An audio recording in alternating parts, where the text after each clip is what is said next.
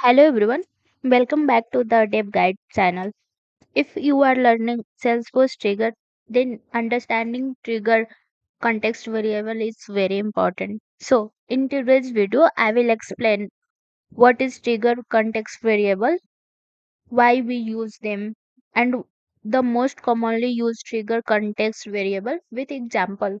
So, let's begin.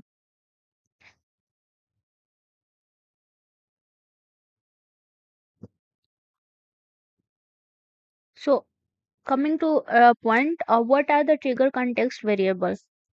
So, trigger context variable are a special variable which is provided by Salesforce inside a trigger.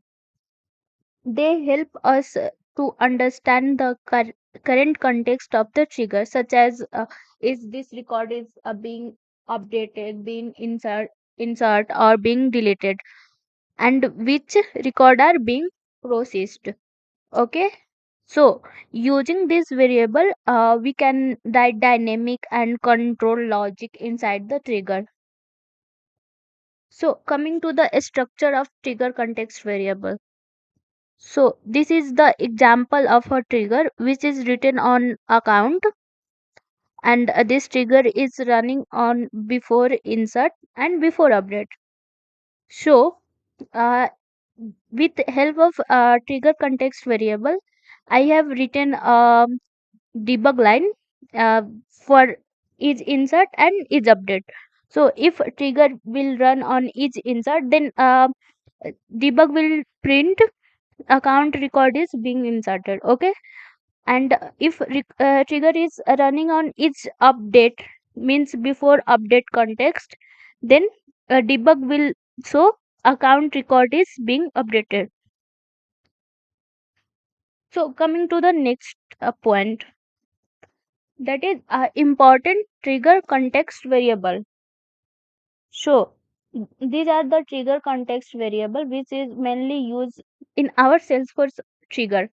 So first one is insert, is update, is delete, is before, is after, new, old, and new map and old map. So if you use trigger dot is insert, so it will return either false or either true. Okay. So these are the important things which is about trigger context variable.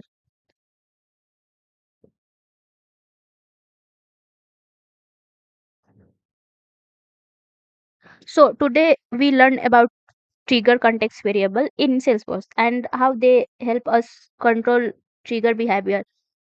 So in the next video, we will learn about trigger best practices and trigger framework, which are very important for writing clean and scalable code. If you found this video helpful, then like the video, share with your friends, and subscribe the Dev Guide channel. Thanks for watching this. I will see you in the next video. Bye bye.